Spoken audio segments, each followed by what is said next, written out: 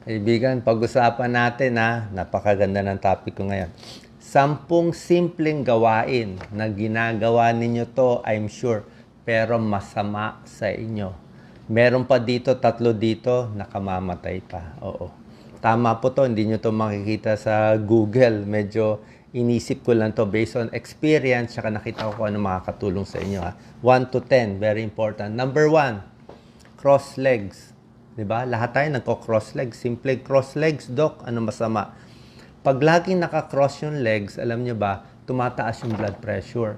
Kaya pag nagpapacheck ng blood pressure, hindi pwede naka-cross ang legs. Tumataas yan, mga 10 points. Isa pa, pag lagi ka naka-cross ng legs, maganda nga tingnan, sexy nga, kaya lang, naiipit ang varicose veins. Diba? Yung venous supply hindi bumabalik, kaya lalaki yung varicose veins. Isa pang problema, pag laging naka-cross yung legs, natutwist yung spine. Yung likod natin hindi na diretso, tumatabingi. So, pwede ka mag-back pain. So, ano dapat gawin? Dapat paiba-iba yung position ng paa. Huwag na i-cross, talaga nakababa lang, pwede paggalaw-galaw para hindi rin mag-varicose veins. Number 2, nakaupo sa matigas na silya. Yung matigas, yung kahoy mismo. Diba? Meron din tinatawag na fat wallet syndrome kung malaki ang wallet mo. Pag matigas kasi talaga yung silya natin, di ba? Minsan, upo ka talaga sa matigas, di ba? After 15-30 minutes, ano mangyari? Manhid na paa mo. Manhid ang binti, manhid ang hita. Pag tayo mo, wala nang pakiramdam yung paa mo. Naiipit ang sciatic nerve. Lalo na kung matigas at walang kutsyon. Paano kung may diabetes na, naipit pa yung sciatic nerve, magkaka-leg pain pa. Tsaka isa pang hindi natin alam, pag nakaupo tayo sa matigas, hindi maganda sa prostate, lalo na sa lalaki. Oo, kayong mga lalaki, 50 and above, di ba? Yung pelvic floor natin, humihina, yung muscle. Yung muscle sa gitna ng puwet, pati dun sa ari ng lalaki, dun sa ilalim mismo, humihina, tumitigas, nagka-cramp siya. Tapos naipit pa yung prostate natin, pwede mag-prostatitis, mahirap umihi, masakit sa pag-ihi, nagkaka-prostate problem. Tapos yung mga may malalaking wallet, kung makapal din yung wallet, naipit din yung sciatic nerve. Okay, so pinakamaganda yung upuan, may konting kutsyon, pero wag din naman yung sobrang lambot na nakahiga. Dapat straight ka pa rin at wag rin uupo ng matagal. Sitting and prostate health. Ayan, naipit yung prostate. Number 3, ito po, sa mga mahilig magsuot ng sobra sikip na maong na pants. Masama po. Okay? Yan, maganda nga tingnan, pero sobrang sikip na yan. Alam nyo ano nangyari? May isang tao, I think baka model siya, masikip na yung pants niya, tapos nag-squat pa siya. Nag-squat siya siguro mga 30 minutes to 1 hour. Nadala siya sa ospital. Bakit? Naipit yung nerves niya, tibial nerve, sa fibula tibial nerve naipit. Nawalan ng dugo, nawalan ng blood supply yung paa. Namanas, namanhid, muntik pa maputol yung paa. Delikado po. Naipit na niya yung veins niya, naipit na yung nerve, naipit na yung artery, kaya nandala sa emergency room. Kaya pag sobrang sikip, mahirapan yung paa natin. Mas maganda yung mga stretchable na lang tayo. Okay?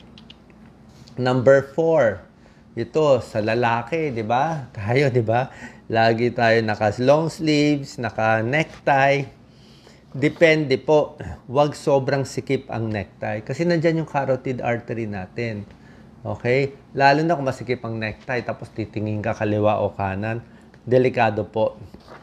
Pag tumatanda tayo, itong carotid artery natin, nagkakaroon na yan ng bara-bara.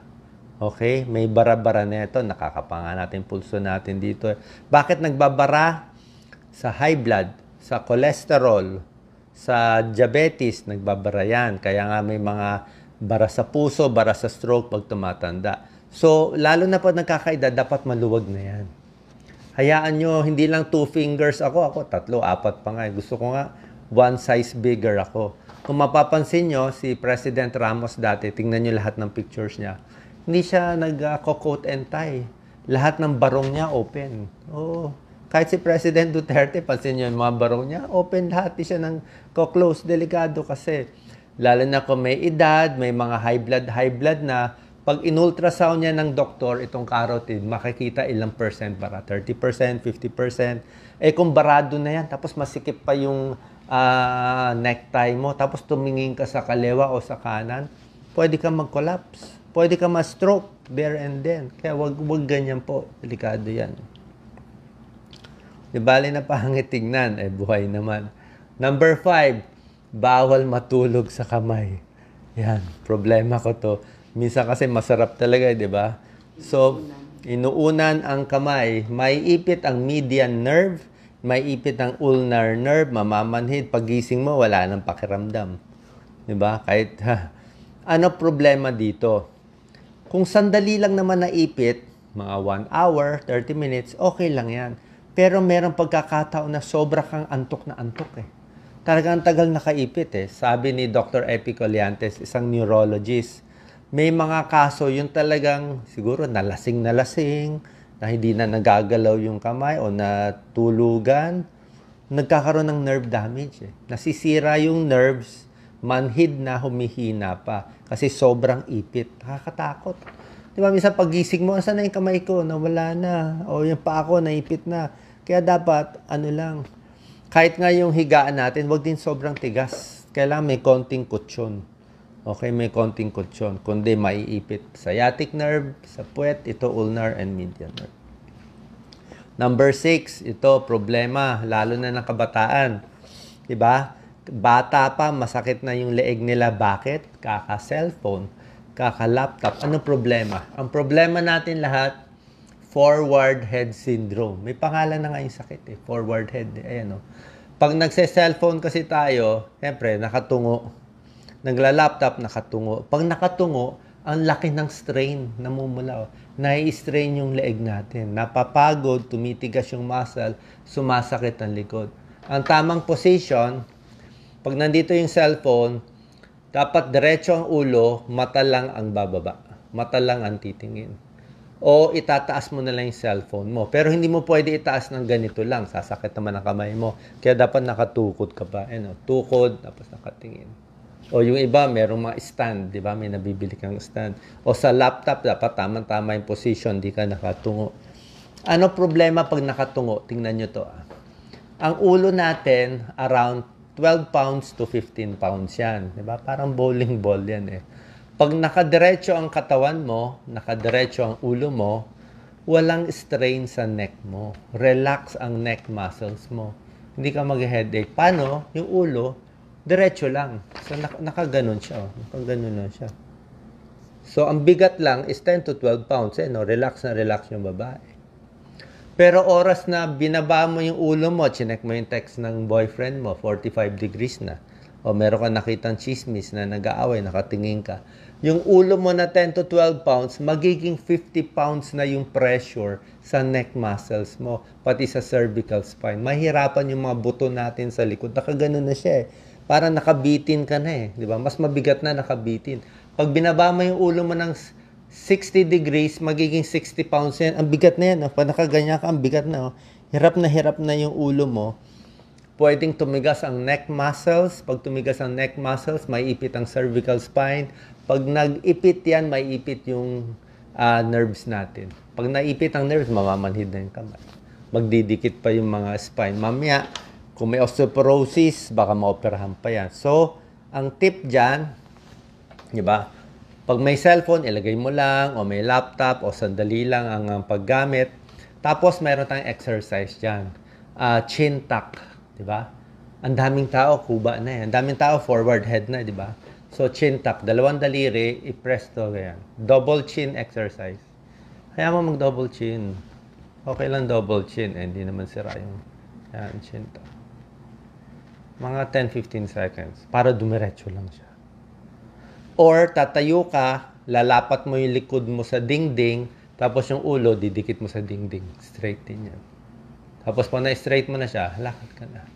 Para mas maganda, mas sexy tingnan. Okay? So yan. Tapos meron pang exercise, yung shoulder shrug, napakahalaga. Kasi iniikot ko to, lumuluwag yung neck ko. Yan, lumuluwag yung neck. Tapos yung mga exercise natin. Next, ito, deadly triangle, number 7. Delikado rin yung meron tayong danger triangle sa face. Ito po, oh. Tingnan nyo yung position niya. Pag nandiyan kasi ang infection, merong venous supply dyan. Diyan pupunta yung mga dugo, pwede pumunta sa utak. So, any infection dito sa ilong, dyan sa upper lip, pwede ma-infect yung utak natin pag hindi ginamot. Kaya kung meron kayong pimples, bawal tirisin pag nandito. Delikado. Yung mga buhok sa ilong, bawal hilahin. Diba? I-cut nyo na lang. Kasi pag hinila nyo, pwede mag-infect at pumunta sa utak. Dapat nga mag-antibiotics agad. So, mag-ingat tayo. Ito po, nakamamatay ito. Alam niya ng mga neurologists, pati mga derma. Kneeling on hard surface. Ito, hindi nyo alam to. Gusto natin lumuhod, di ba? Lalo na sa simbahan o yung trabaho natin, lagi tayong nakaluhod, naglilinis tayo. Kaya lang, ang tuhod natin, isa sa pinaka-complex structure na ginawa ng Diyos, ibang klase siya eh. Very complex siya. Pag na-injure ang tuhod natin, ang hirap gumaling. Oras na nasira na ang tuhod natin, halos habang buhay magdudusa. Kaya mas maganda, wag masira. Paano hindi masisira? Wag luluhod sa matigas.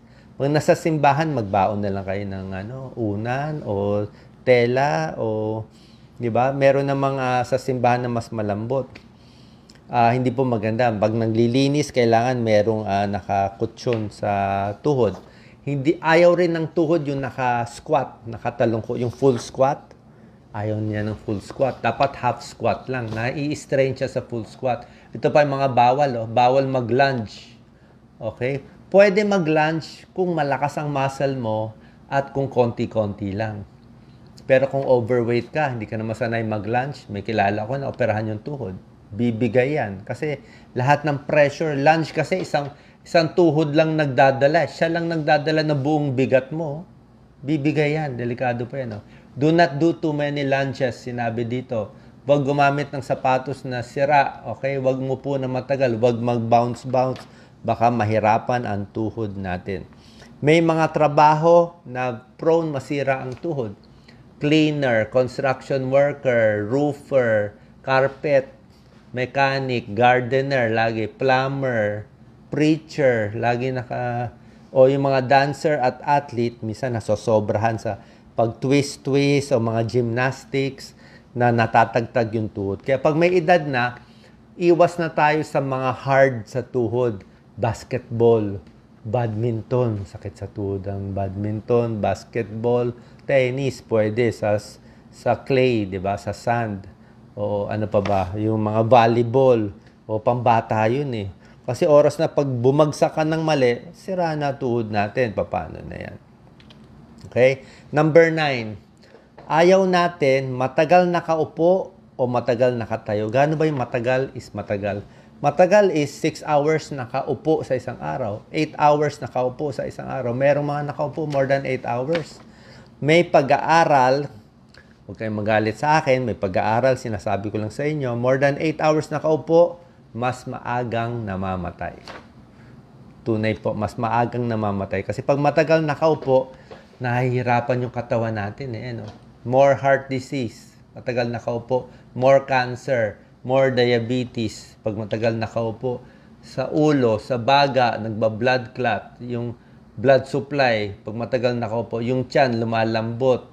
Yung puso, mas hirap.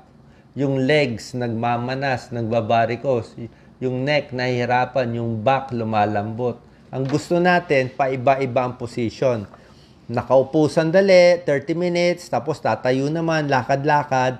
Huwag pirme. Uupo, pag may break, maglalakad. Tapos minsan, hihiga, paiba-ibang position. Kahit paupo. Huwag nakapirme kasi gusto mo gumagalaw nga. Gusto mo gumagalaw, gusto mo medyo malikot ka para gumanda yung circulation. Pinakamaganda talaga brisk walking. So, kahit matagal ka nakaupo, 1 hour, 2 hours, so nagbubuo na yan. Baka may nagbubuo ng dugo dyan. Afterwards, lakad mo. Maglakad-lakad ka, mabilis. Mag-jumping jack ka, akyat ka, isang baba ng hagdanan para gumalaw-galaw yung circulation. Mabawasan yung pagbubuo ng dugo sa veins, deep venous thrombosis, bawas sa manas, at bawas sa hirap yung muscle. Kasi firming one position, nai-strain yung muscle. Pag upo, di ba, sakit na sa likod. Tumigas na Ganun nangyayari. Kaya pag tagal nakaupo, stretching tayo. Okay? Bawal nakaupo o nakatayo ng matagal. Paiba-ibang position. Last, very important, bawal ang sobrang ubo. Bawal ang sobrang ire. Pag sobrang ubo, kahit may ubo kayo, huwag yung isang na sobra lakas. Kasi pag ubo kayo ng ubo, pwede kayong maluslus, hernia. Luslus dito. At pag sobrang ubo, pwede masugat yung lalamunan, pwede magdugo, pati yung lungs, pwede ma-injure. Okay? So, yung pag-ubo natin, ang tamang pag-ubo, hinga malalim, yung tiyan palakihin para maraming oxygen. Tapos pag uubo na, ititigas yung tiyan. Tapos 3 mahinang ubo. Tatlo. Half technique. 3 lang. Ihiwalay mo ng 3 para yung plema unti-unti lumabas. Uminom ng maraming tubig, hinga malalim, nakaupo, bago... Tapos kung di maiwasan, mahahatsing, maubo ng malakas. Ako, ginagawa ko, naghahanap ako ng silya na, o lamesa na makakatukod ako. Tukod ang kamay, tukod ang sa silya, o kung walang magawa, tukod sa tuhod. Yan, nakatukod sa tuhod. Tapos medyo nakaipit yung sa private part ko. Nakaipit dito sa singit. Pag ubo, hindi baka bigla may pumutok dyan di ba? O pati likod pwede ka mag-back injury sa lakas ng ubo. Okay? And lastly, iwas sa pag-ire. Sobrang pag-ire, dito pinakamarami namamatay sa banyo. Okay, bakit marami namamatay sa banyo? Nag-iire, matigas ang dumi. Dapat malambot ang dumi. Diba? May tips tayo sa pampalambot. Yung mga prutas na pampalambot, papaya, pakwan, peras, grapes. So, pag matigas ang dumi, tapos iniire nyo ng malakas, nahihira. Ire, heart attack. Ire, heart attack. Kasi nababawasan yung blood supply habang umiire tayo. Nahihirapan yung puso. Diba? Kaya dapat malambot lang lagi ang dumi. Tumataas yung heart attack habang umiire, yan talaga ang problem natin. So, final tips ko sa inyo, kailangan natin exercise, maglakad araw-araw, 5,000 steps, 7,000, 10,000 steps, kung ilan ang kaya, maluwag yung mga pantalon, okay? Ang pants, dapat maluwag para hindi naiipit yung mga baro natin, mga necktie natin, huwag ipitin yung katawan, lakad-lakad, stretching. Tapos yung tinatanong na iba, Doc, ano sinasabi mong compression stocking sa varicose? Ibang usapan yon. Yung masikip na medyas para sa paa at sa binti lang. Yun ang gusto mo isikip para umakyat mula sa binti ang dugo. Pero pagdating na sa hita, sa tiyan, di mo na pwede ipitin. Di ba? Pag inipit mo yung tiyan ba, di naipit yung varicose mo sa paa. Ang iniipit mo, yung varicose mo sa binti para umakyat. Gusto mo ang masahe lahat pataas. Kung may manas nga, gusto mo ang masahe pataas. Sana nakatulong tong video ko, medyo kakaiba. 10 simpleng gawain na ginagawa ninyo. Dapat aware tayo. Especially to, nakaupo sa matigas na silya. Mga lalaki may prostate problem. Bago tayo magsisi. Diba? Dapat wag masyado nakaupo at dun na tayo sa medyo malambot-lambot na kutsyon habang nakaupo. Maraming salamat po. God bless.